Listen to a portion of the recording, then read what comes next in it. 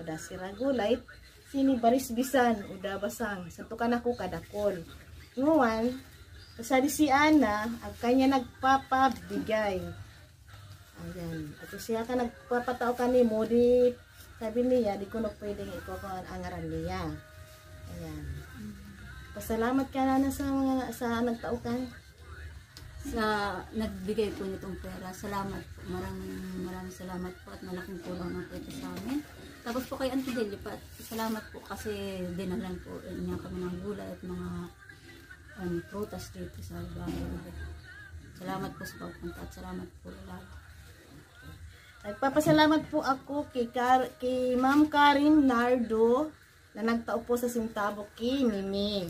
At ngayon po, adi baloy po adi amo na po adi. Pero nagkukulang pa po kami sa pangring-ring po. So si Hayman po gusto mag-sponsor po. Ngayon po nagpapasalamat na po ako kaninyo namin. Nagkukulang pa po kami sa sawali po. Ayan. Sa sim po, pirang pedaso pa to mi. So sa sisinta. 4 pa, 2 maliit at 2 malaki. Apat pa ko no, 2 malaki, 2 maliit. Tapos sa Gabo po, medyo kulang pa po kami san. Ayan. Kaya magkukuha po ako sa tupas, yung sa ano po sa wali. Ayan po. Ayan. Kaya yan po, kulang po kami. Bali, pang dingding at saka sim, ang kulang namin mga ka-Golden Macrasya.